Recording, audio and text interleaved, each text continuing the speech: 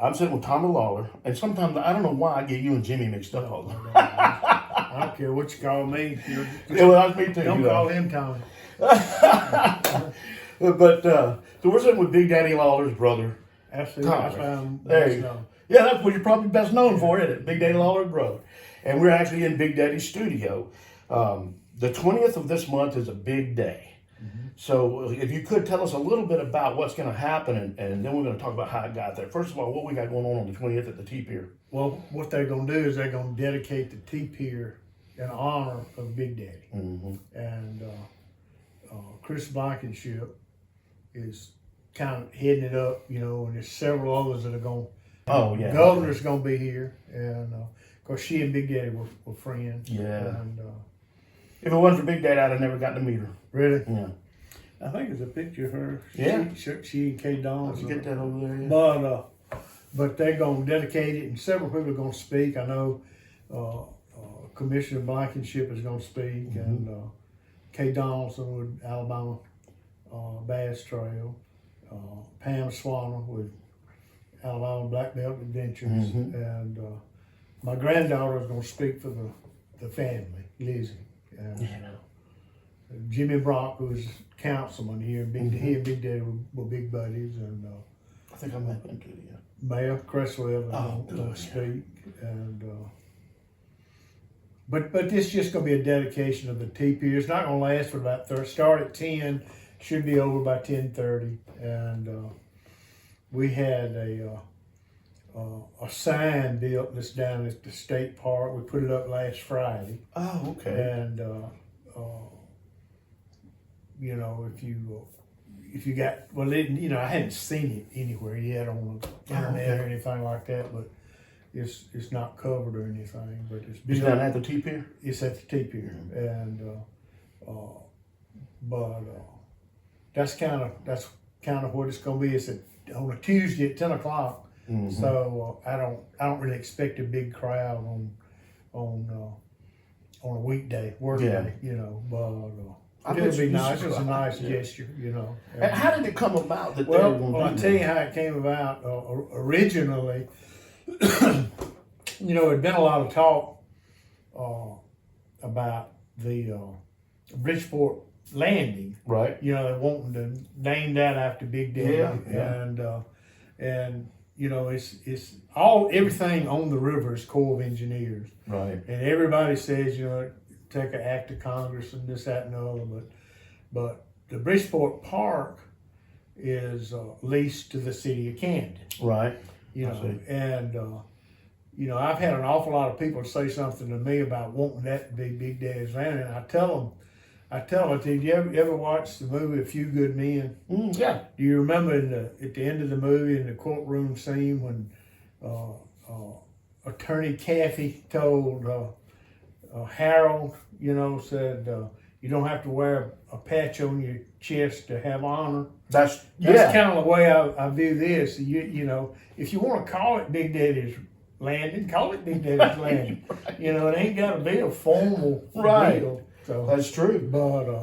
But in the process, of course, you know, in the state park is leased. Well, the Roland Cooper is leased to the state. Yeah. And I think they got a contract. I'm not sure who it is now that's running it, but anyway, the state could do that. You know, that was something they could do, and the city couldn't do Bridgeport. Although I've been told that they want to do something, but.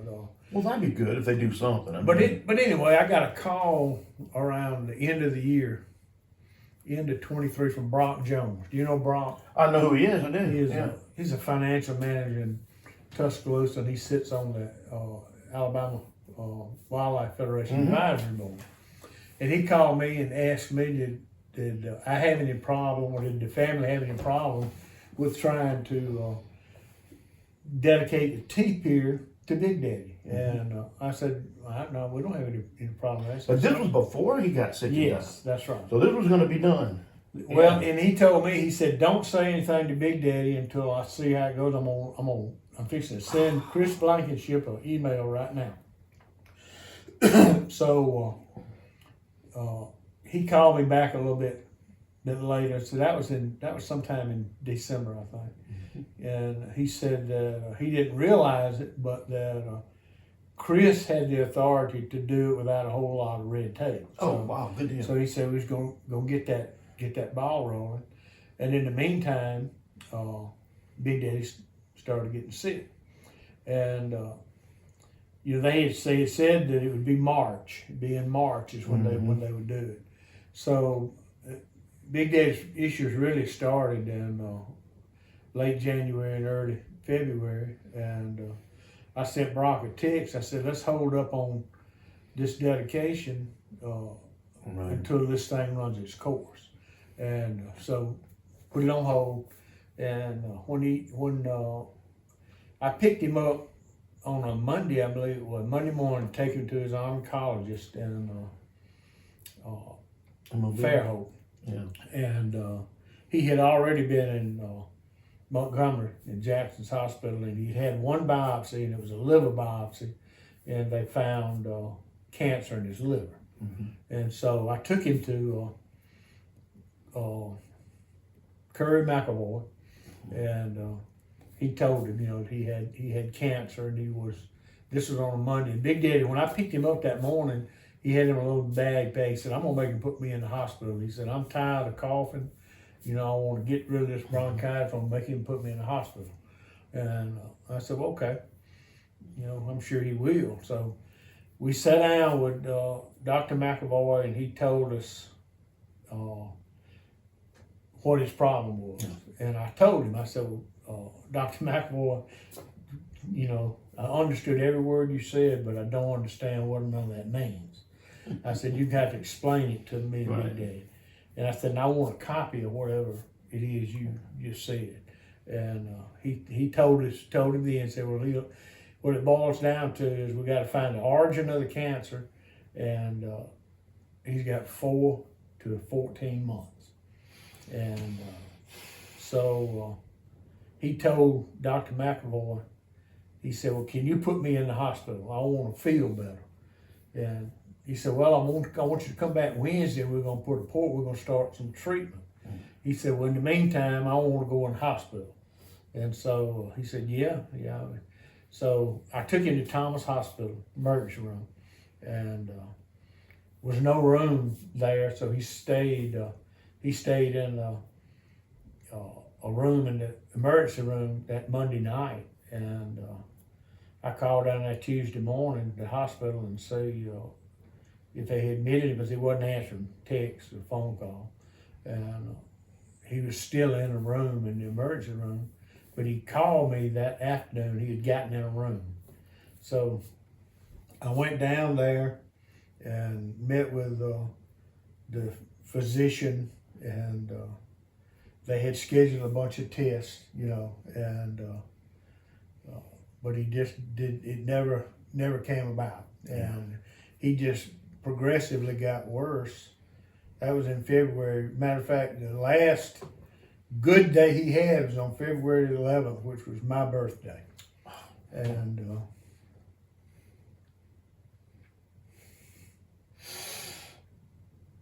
we had a good day. But he was coherent. He was convinced, without a doubt, that he was going ahead. He accepted the fact he was dying, and we made all the plans. That was his last good day. I remember a text from you when I said I wanted to come see him, which was the next day. Yeah. And you said that he was not doing real well. Yeah.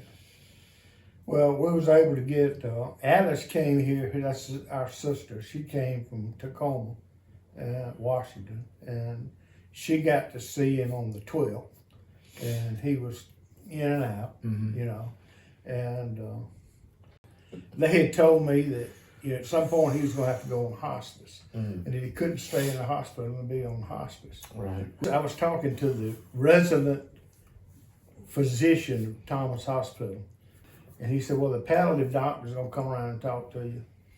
And I said, well, okay. And he did. And he came in and he had a couple of assistants with him. But he said he can be on hospice. And I really appreciate that. Mm-hmm. And that was on the 12th. And he died at 12:57 the 13th. Yeah. And was on hospice not very long. Once they transferred him or changed him from treatment to comfort care, he didn't last long. His kidneys had shut down and he was drowned. And but he was able to convey to me all of his wishes, and I was able to tell him about the T-pier, and because that's not something we would keep one another. Right. But, at that point, and he wasn't wanting to take any credit then, you know. I know. But I don't know how many stories I wrote about him, and he said, "Oh, you don't have to tell anybody about that." You know, that kind of stuff. It's like, you made that happen. You made it happen. I can't remember when I got a call from Chris Blankenship, and later, after a couple of conversations with Brock, and they still wanted to do it, and so I don't really know how it came about, but Pam Swanner got into the loop. I think maybe she inherited it, and what she's done a good job with it, and so the governor's itinerary, the 20th at 10 o'clock was time that she could come down, and they wanted the governor to be here, so that's when it was set. You know, Tuesday at 10 o'clock, and we had us Clyde Ray Pearson, who you may or may not have ever heard of him, through Big the Coon Eliminator. Oh, I met him. He built this thing. He did a really good job. Wow, good deal. And you know, it's several sponsors, you know, that are sponsoring the event. Not sure how all that works. Not sure whether it's going to be tents or chairs or what. But you know, it's not a whole lot of room down there around the T-pier. But it's gonna happen, and we'll see how it goes. I think it's gonna be a great event, and I think it's well deserved. Yeah. I mean, I can speak for myself. I know there's a lot of folks like myself that met a lot of people, and the passion for the outdoors that was always there was lit and has become a fire because of Big Daddy. Yeah. And well, he didn't really take a big interest in anything other than fishing. Right. You know, until later in his life when he realized there was a lot more out there. Yeah. And, he came to work for me in 1993, I think it was, and you know, I never will forget. We ran a concentration log yard here for hardwood logs, and we would take them in this area and separate them, and take one species to linden and some to bridal veneer, you know, hickory mill, this that and other. And that's what Big Daddy did. He ran the wood yards. That's what he started. He ran a loader. He unloaded trucks and spread them for us to scale. And once we would scale the logs, you know, it might be 15 or 20 loads of logs spread out here. And he would have to pick them up and separate them by species. Yeah. And he struggled with that for a little while. And he got, as a matter of fact, I told him, I said, well, when you start picking them up, I said, make a pile of the species you know. If you know it's a hickory, make a hickory pile. If you know it's an oak, make an oak pile. If you know it's white oak, make a white oak pile. I said, and you just make one big pile if you don't know what it is. So I left here one morning, first morning he worked here, and it was several loads there that had been scaled to be picked up. When I came back, there was about 4 or 5 oak logs in a pile, and 2 or 3 hickory, and about a half acre of, I don't know, pile.